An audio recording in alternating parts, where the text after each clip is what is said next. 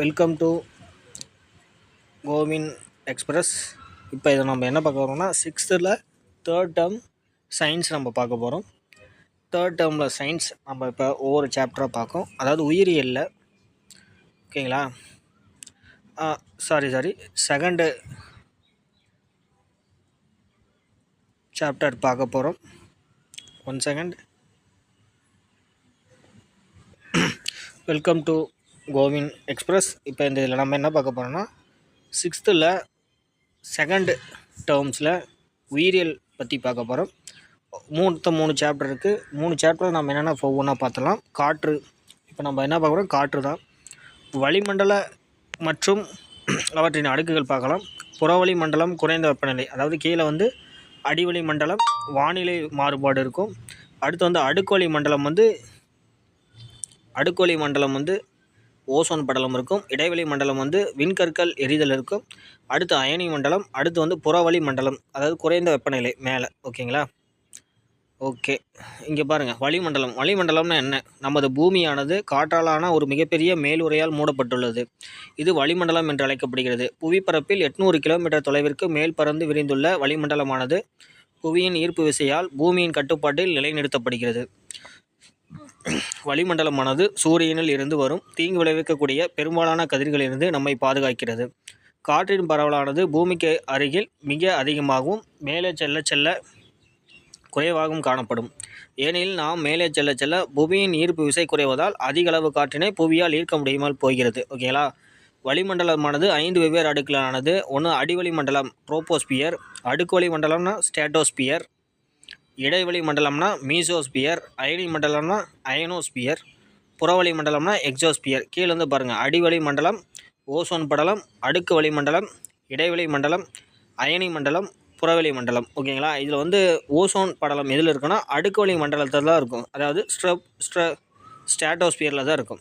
ஓகேங்களா, அடுத்து பாருங்கள், அடிவளி மண்டலமானது பூமிக்கு அருகில் நாம் வாழும் அடுக்காகும். இது புவி மேற்பரப்பில் 16 கிலோமீட்டர் உயரம் வரையிலானது. காற்றின் இயக்கம் இந்த அடுக்கில் தான் நடைபெறும். இவ்வடுக்கில் உள்ள நீராவி தான் மேகங்கள் உருவாக காரணமாக இருக்கின்றது. ஓகேங்களா, மேகங்கள் உருவாக காரணமான மண்டலம் எது? அடிவளி மண்டலம், அதாவது ட்ரோபோஸ்பியர் தான். அடுத்து, இவ்வடுக்கில் உள்ள நீராவி தான் மேகங்கள் உருவாக காரணமாக பூமியில் நாம் அனுபவிக்கும் வானிலைக்கு இந்த அடுக்கே காரணமாகிறது. வலுவான காற்று மற்றும் மாறுபாடான வானிலையை தவிர்ப்பதற்காக இவ்வடுக்கு மேல்தான் வானூர்திகள் பறக்கின்றன. இந்த அடுக்குக்கு மேலே தான் வானூர்தி பறக்கிறது. ஓகேங்களா, அடுத்து, ஒரு குறிப்பிட்ட இடத்தில் காற்று வீசும் திசையை கண்டறிய காற்று திசை காட்டி பயன்படுகிறது. காற்றின் திசையறிய நீங்கள் ஒரு திசை காட்டியை உருவாக்கலாம். ஓகேங்களா, அடுத்து, அடுக்குவளி மண்டலமானது அடிவளி மண்டலத்திற்கு மேல் அமைந்துள்ளது. இந்த அடுக்கில் தான் ஓசோன் படலம் உள்ளது. ஓசோன் படலமானது சூரியனிலிருந்து வரக்கூடிய புற ஊதா கதிர்களின் தாக்கத்திலிருந்து பூமியில் உள்ள அனைத்து உயிர்களையும் பாதுகாக்கிறது. ஓகேங்களா, அடுத்து வந்து ஆக்சிஜன், கார்பன் டை ஆக்சைடு மற்றும் நைட்ரஜன் போன்றவை காற்றில் கலந்துள்ளன என்பதை உறுதிப்படுத்தும் சோதனை. ஓகேங்களா, அடுத்து, காற்று என்பது ஒரு அடிப்படை பொருள் அல்ல, ஆனால் அது பல வாயுக்கள் அடங்கிய ஒரு கலவைன்னு சொல்கிறாங்க. ஓகேங்களா, அடுத்து பாருங்கள், ஆண்டன் லவாய்சியர் என்ற பிரெஞ்சு வேதியியலாளர் ஆக்சிஜன் என்று பெயரிடப்பட்டது. அதான் ஆக்சிஜன் என்று பெயரிடப்பட்டவர் யாருன்னா ஆண்டனி லவாய்சியர் தான். ஓகேங்களா, ரொம்ப முக்கியமானது. அடுத்து இங்கே பாருங்கள், தற்போது நீரில் உள்ள அமிழ்த்தி வைக்கப்பட்டுள்ள ஜாடின வெளிக்காற்று நுழையாதவாறு இருக்குது. ஓகே, அது வந்து அது நமக்கு தேவையில்லை. அடுத்து இந்த இதில் என்ன டாப்பிக்கில் தேவையில்லை. இப்போ இங்கே பாருங்கள், 1730 முதல் 1799 முடிய ஜான் ஜென் ஹவுஸ் என்பவர் தாவரங்கள் ஒளிச்சேர்க்கையை நிகழ்த்துவதற்கு சூரிய ஒளி தேவைப்படுகிறது என்பதை நிரூபித்தார். மேலும் சுவாசிக்கும் சுண்டெலியாலும் எரியும் மெழுகுவர்த்தியாலும் கார்பன் டை ஆக்சைடு வெளியிடப்பட்டு மாசடையும் காற்றினை தாவரங்கள் ஒளிச்சேர்க்கை புரிந்து ஆக்சிஜனை வெளியிட்டு தூய்மைப்படுத்தியும் என்பதை நிரூபித்தார். ஓகேங்களா, இங்கே பாருங்கள், தாவரங்கள் ஒளிச்சேர்க்கை நிகழ்த்துவதற்கு சூரிய ஒளி தேவைப்படும் அப்படின்னு சொன்னவர் யாருன்னா ஜான் ஜென் ஹவுஸ் அப்படிங்கிறவர் தான் சொன்னார். ஓகேங்களா, அடுத்து என்ன? அடுத்து நைட்ரஜன். ஓகேங்களா, காற்றில் ஆக்சிஜன் மற்றும் கார்பன் டை ஆக்சைடு முற்றிலும் இல்லை என்பதை உறுதி செய்த பின்னர் அக்காற்றானது எளிதலுக்கு துணை புரிவதில்லை, தாவரங்கள் உயிர் வாழவும் பொருத்தமானதாக இல்லை என்று அறிந்தார். இக்காற்று நைட்ரில் இருந்து பெறப்பட்ட நைட்ரஜன் வாயுவின் பண்பினை ஒத்திருந்ததை கண்டறிந்து அதற்கு நைட்ரஜன் என பெயரிட்டார். யார்? ரூதர்போர்டு தான் நைட்ரஜன் என்று அப்படிங்கிற பேர் வச்சவர். ஓகேங்களா, அடுத்து அது பாருங்கள், பிரிஸ்லியின் சோதனையை தொடர்ந்து ஜென் ஹவுஸ் மற்றும் ரூதர்போர்ட் நிகழ்த்திய சோதனையிலிருந்து காற்று ஒரே விதமான துகள்களை கொண்ட பொருள் அல்ல என்று அறிந்து கொண்டோம். ஓகேங்களா.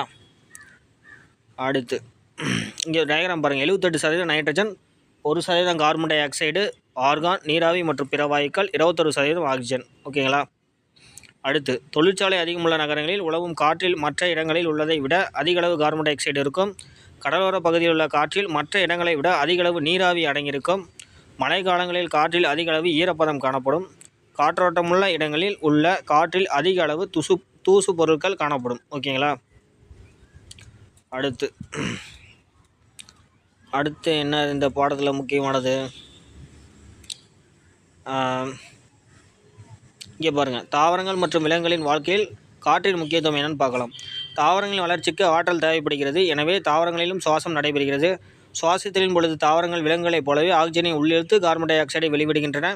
தாவரங்கள் வளிமண்டல காற்றுடன் நிகழ்த்தும் வாயு பரிமாற்றம் அவற்றிலுள்ள இலைகளில் உள்ள ஸ்டொமேட்டா என்ற மிகச்சிறிய இலைத்துளைகள் மூலம் நடைபெறுகிறது.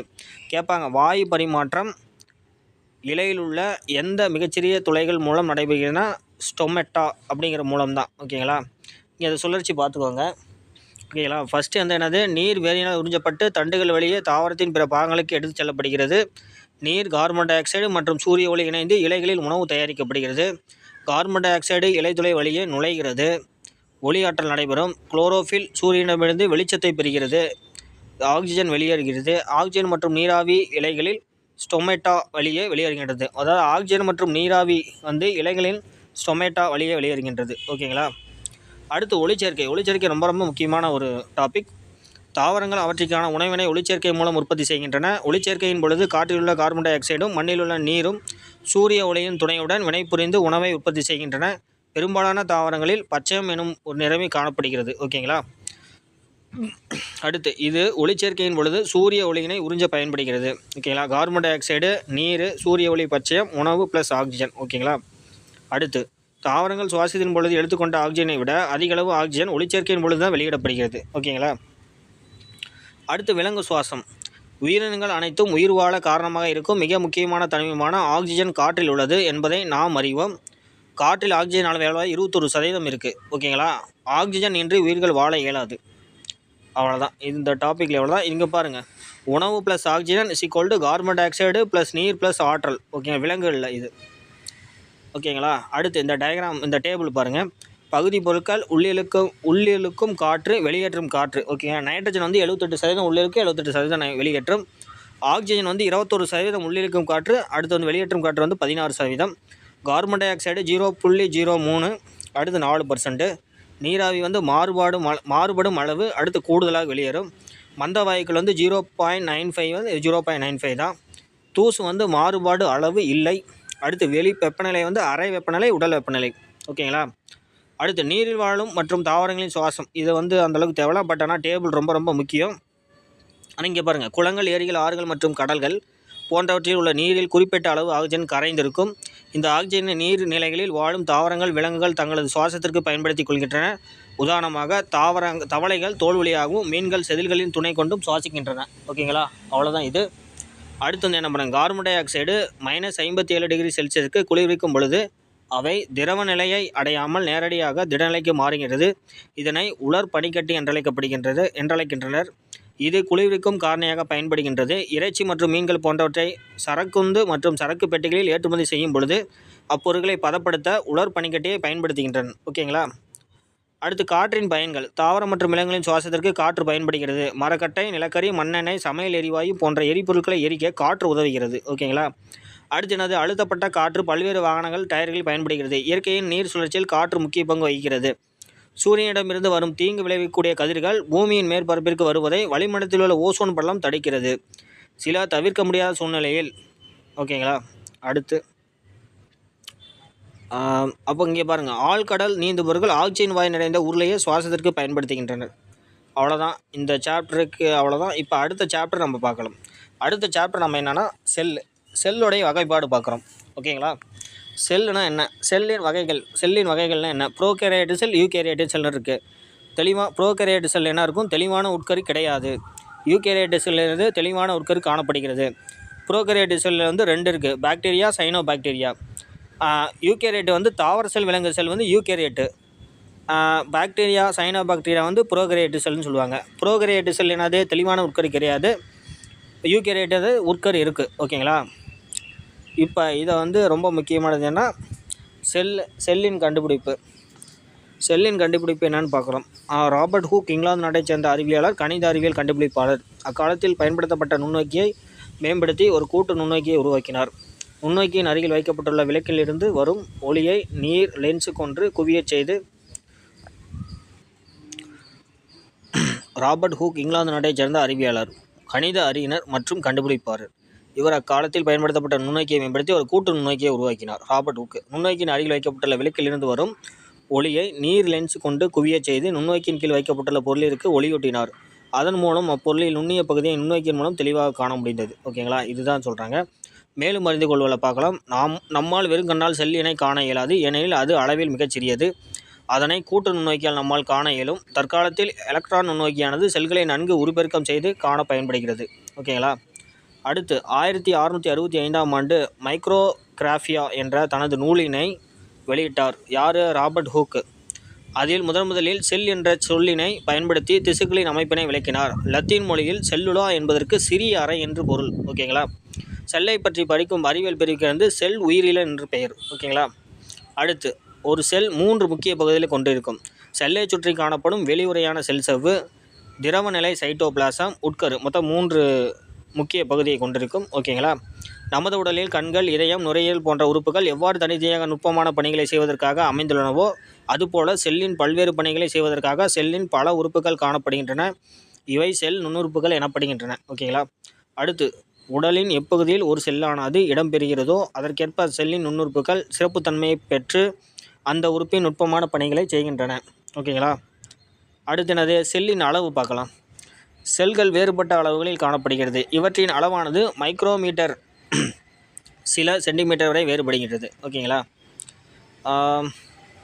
அவ்வளோதான். இப்போ பாருங்கள், பாக்டீரியாக்கள் மிகச்சிறியவை, ஒரே செல்லால் ஆனவை. இவை 0.1 முதல் 0.5 மைக்ரோமீட்டர் வரையிலான அளவில் காணப்படுகின்றன. இதற்கு மாறாக ஒரே செல்லால் ஆன நெருப்புக்கோளின் முட்டையானது 170 மில்லிமீட்டர் விட்டம் கொண்டதாக உள்ளது. இதனை வெறும் கண்களால் பார்க்க இயலும். நமது உடலில் காணப்படும் நரம்பு செல்லானது மிக நீளமான செல்லாக கருதப்படுகின்றது. ஓகேங்களா. அடுத்து பாக்ஸ் கொஸ்டின் பார்க்கலாம். செல்லின் அளவிற்கும் உயிரினத்தின் அளவிற்கும் யாதொரு தொடர்பும் இல்லை. உதாரணமாக, யானையின் செல் சுண்டெலியின் செல்லை விட மிக பெரிதாக இருக்க வேண்டும் என்ற அவசியம் இல்லைன்னு அப்படிங்கிறாங்க. ஓகேங்களா. அடுத்து செல்லினுடைய வடிவம். செல்லினுடைய வடிவம் வந்து கீழ்காணும் படத்தில் காணலாம். நரம்பு செல், இரத்த சிவப்பணுக்கள், தசை செல்கள்னு சொல்லுவாங்க. ஓகேங்களா. அடுத்து செல்களின் எண்ணிக்கை. செல்களின் எண்ணிக்கை உயிரினத்திற்கு உயிரினம் மாறுபடும். உயிரினங்கள் ஒரு செல் கொண்டு ஒரு செல் உயிரினமாக இருக்கலாம், அல்லது பல செல் உயிரினங்களாக கொண்டு பல செல் உயிரினமாக இருக்கலாம். பாக்டீரியா, அமீபா, கிளாமிடோமோனாஸ் மற்றும் ஈஸ்ட் போன்றவை ஒரு செல் உயிரினத்திற்கு உதாரணமாகும்.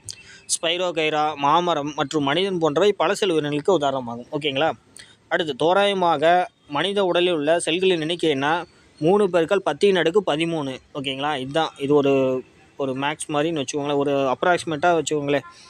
3.7 × 10⁻13. ஓகேங்களா. அடுத்து செல்லின் வகைகள். செல்லின் வகைகள் வந்து பொதுவாக 2 வகைப்படும். தெளிவற்ற உட்கருவை கொண்ட ப்ரோகேரியேட்டு செல்கள், தெளிவான உட்கருவை கொண்ட யூகேரியேட்டு செல்கள்னு சொல்லுவாங்க. ஓகேங்களா. ப்ரோகேரியேட்டு செல்கள்னால் என்ன? பாக்டீரியா போன்ற ஒரு செல் நுண்ணுயிரிகளில் ப்ரோகேரியேட்டு செல்கள் காணப்படுகின்றன. இவை தெளிவான உட்கருவினை கொண்டிருக்காது. இவற்றில் உட்கரு நியூக்ளியாய்டு என அழைக்கப்படுகின்றது.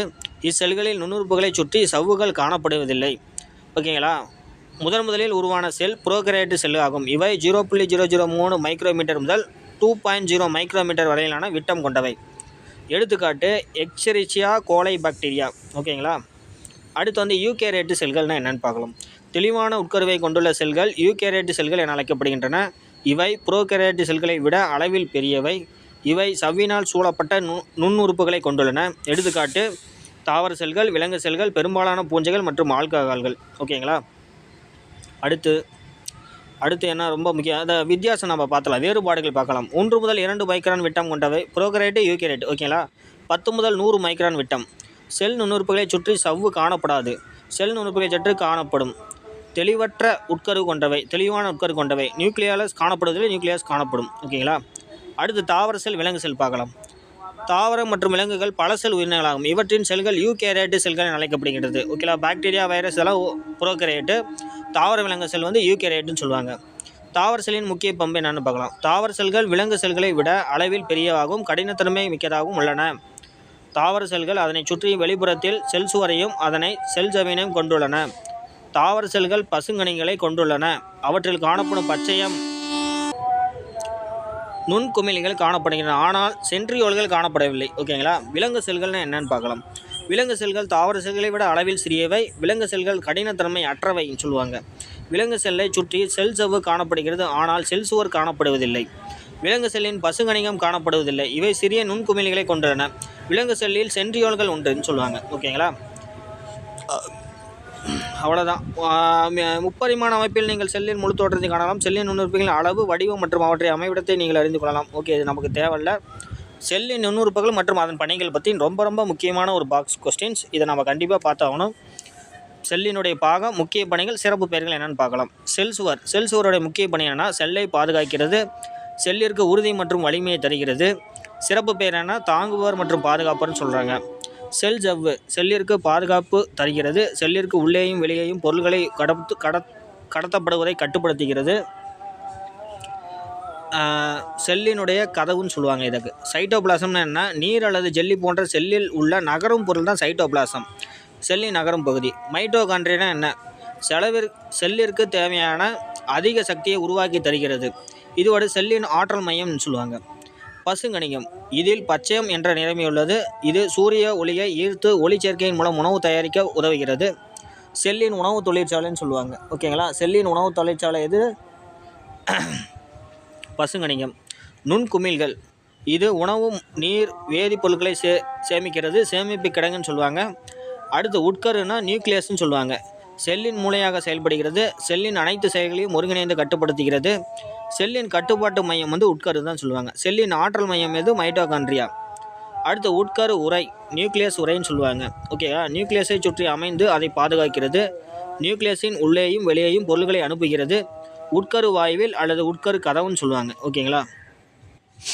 அடுத்து மனித உறுப்பு மண்டலங்கள். மனித உறுப்பு மண்டலங்கள் இங்கே பாருங்கள். உறுப்பு மண்டலம் என்பது அடிப்படை திசுக்களாலான ஒன்றிணைந்த உறுப்புகளின் கூட்டமைப்பாலானது. இத்தகைய அமைப்பு முறை ஓர் உயிரினத்தின் பல்வேறு செயல்களை திறனுடன் செயல்படுத்த உதவுகிறது. உறுப்புகள் ஒருங்கிணைந்து ஒரு குறிப்பிட்ட பணியை செய்தலே உறுப்பு மண்டலம் எனப்படும். உடலில் 8 பிரதான உறுப்பு மண்டலங்கள் உள்ளன. ஒன்று வந்து எலும்பு மண்டலம், தசை மண்டலம், செரிமான மண்டலம், சுவாச மண்டலம், இரத்த ஓட்ட மண்டலம், நரம்பு மண்டலம், நாளமில்லா சுரப்பி மண்டலம், கழிவு நீக்க மண்டலம்னு சொல்லுவாங்க. ஓகேங்களா. எலும்பு மண்டலத்தை பற்றி பார்க்கலாம். எலும்பு மண்டலமானது எலும்புகள், குருத்தெலும்புகள் மற்றும் மூட்டுகளால் ஆக்கப்பட்டது. தசைகள் இணைக்கப்படுவதற்கு ஏற்ற பகுதியாக எலும்புகள் திகழ்கின்றன. நடத்தல், ஓடுதல், மெல்லுதல் போன்ற செயல்களுக்கு எலும்பு மண்டலம் உதவுகிறது. ஓகேங்களா.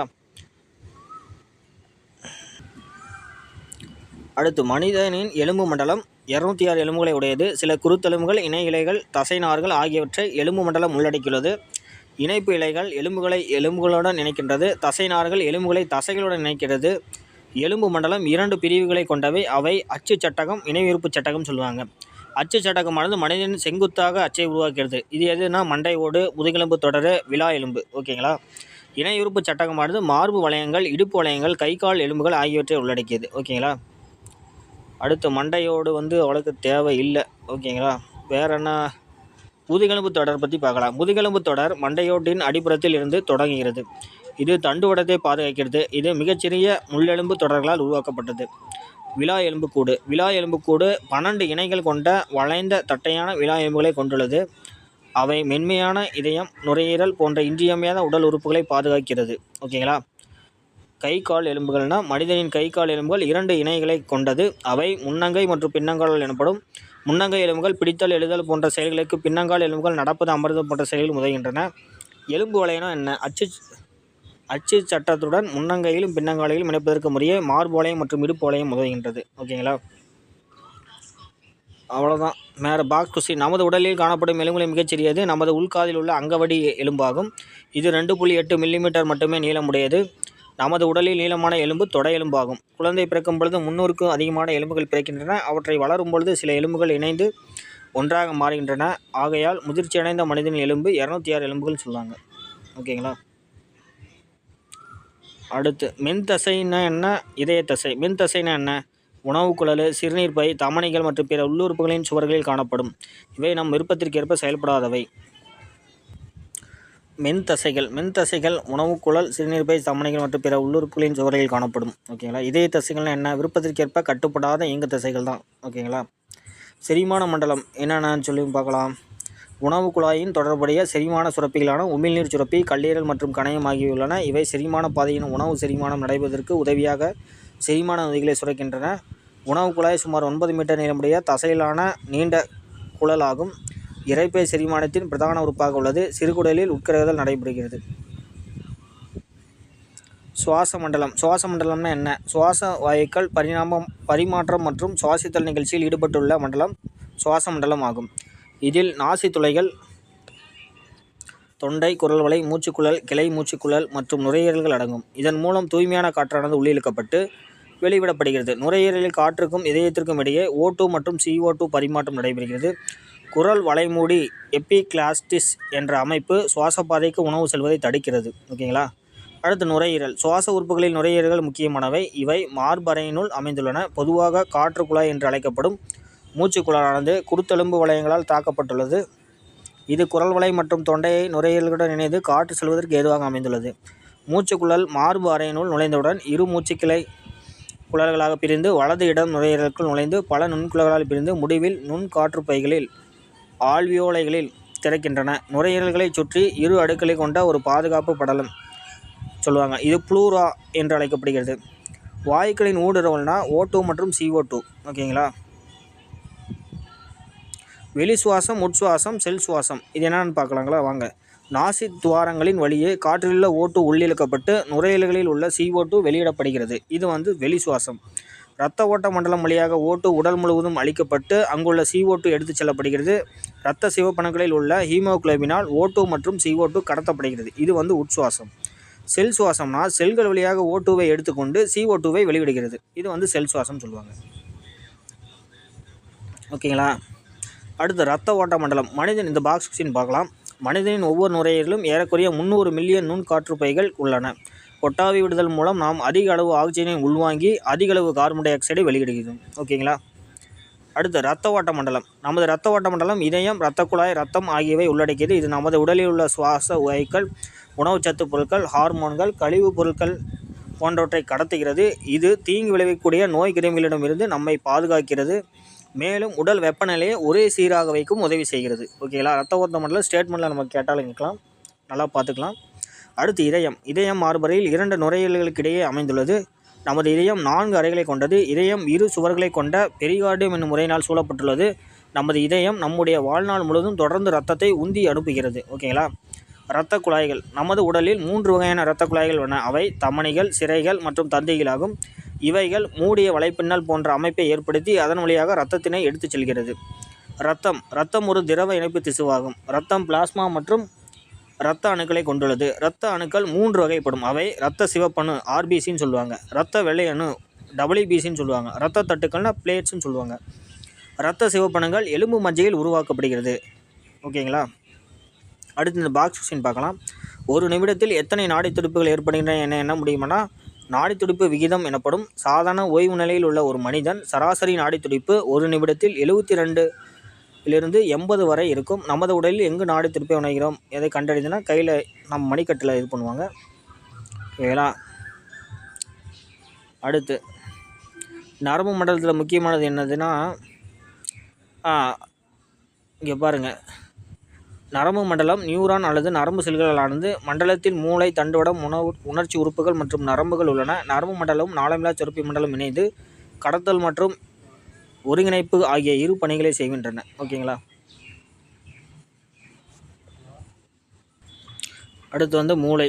நமது மூளை ஒரு சிக்கலான உறுப்பாகும். ஒரு மண்டையோட்டின் கபால குழியில் உள்ளது. இது தசுக்களான 3 உறைகளால் சூழப்பட்டு பாதுகாக்கப்படுகின்றது. இந்த சவ்வுகளுக்கு மூளை உறைகள் என்று பெயர். மூளையை 3 பிரிவுகளாக பிரிக்கலாம். அவை முன்மூளை, நடுமூளை, பின்மூளை. ஓகேங்களா. மூளையானது உடலின் மத்திய கட்டுப்பாட்டு மையம் சொல்லுவாங்க. ஓகேங்களா. அடுத்து என்ன பார்க்கலாம். தண்டுவடம் எங்கன்னா பின்மூளையில் உள்ள முகுளத்தின் தொடர்ச்சியாகும். இது முதுகெலும்பு தொடரினால் மூடப்பட்டிருக்கின்றது. தண்டுவடமானது மூளையை உடலில் உள்ள பல்வேறு பாகங்களோடு நரம்பினால் இணைக்கக்கூடிய அமைப்பாக உள்ளது. நரம்பு மண்டலத்தின் செயல்கள் என்னென்னா உணர்ச்சி உள்ளீடு, உணர் உறுப்புகளிலிருந்து சமிசை கடத்தப்படுதல். ஒருங்கிணைப்புனா உணர்ச்சி சமிசைகளை ஒருங்கிணைத்து வெளிப்பாடுகளை உருவாக்குதல் மற்றும் பதில்களை உருவாக்குதல்னு சொல்லுவாங்க. ஓகேங்களா. அடுத்து மூளையில் 100 மில்லியனுக்கு அதிகமான தகவல்களை ஒருவர் வாழ்நாளில் சேமித்து வைக்க முடியும் என்று கூறப்படுகிறது. அவ்வளோதான், மற்றபடி இதில் எதுவும் கிடையாது. உணர் உறுப்புகள் என்ன, மூக்கு, நாக்கு, தோல், இதெல்லாம் உணர் உறுப்புகள் சொல்லுவாங்க. கண்கள் வந்து என்னது, கண்கள் மூலம் நம்மை சுற்றி இருக்கும் பொருட்களை காண முடியும். நிறம், வடிவம், அளவு மற்றும் இதெல்லாம் பார்க்கலாம். ஓகேங்களா. செவிகள் என்னது, புறச்செவி, நடுச்செவி, உட்செவின்னு சொல்கிறாங்க. 3 வகையாகப்படுத்தலாம். தோல்னா என்னது, உடல் முழுவதும் முடிவுள்ள மிகப்பெரிய உணர் உறுப்பு தான் தோல்னு சொல்லுவாங்க. ஓகேவா. இங்கே பாருங்கள், உள்படலம், அகப்படலம், புறப்படலம்னு சொல்லுவாங்க. ஓகே, இதில் ரொம்ப ரொம்ப முக்கியமான எதுனா இந்த பாக்ஸு தான். நாளமில்லா சுரப்பி இருப்பிடம். நாளமில்லா சுரப்பினா என்ன, பிட்யூட்டரி நாளமில்லா சுரப்பினா என்னென்னு ஃபஸ்ட்டு பார்த்துடலாம். உடலில் பல்வேறு செயல்களால் நாளமில்லா சுரப்பி மண்டலம் ஒழுங்குபடுத்தி நமது உடலில் உட்புற சூழலை பராமரிக்கின்றது. உடலில் பல நாளமில்லா சுரப்பிகள் அமைந்துள்ளன. இச்சுரப்பிகள் ஹார்மோன்கள் என்னும் வேதிப்பொருட்களை உற்பத்தி செய்கிறது. ஹார்மோனின் வேதிப்பொருளை உற்பத்தி செய்வது எதுனா நாளமில்லா சுரப்பின்னு சொல்லுவாங்க. பிட்யூட்டரி சுரப்பி எங்கே இருக்குன்னா மூளையின் அடிப்பகுதி. பீனியல் சுரப்பினா மூளையின் அடிப்பகுதியில் தான். தைராய்டு சுரப்பினா கழுத்து. தைமஸ் சுரப்பினா மார்பு கூடு. கணையம்னா என்ன, வயிற்றின் அடிப்பகுதி.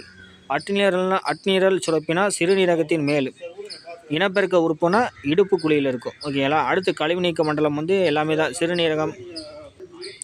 அடுத்து சிறுநீரகங்கள் அவரை விதை வடிவத்தில் அடிவயிற்றில் அடியில் அமைந்துள்ளது.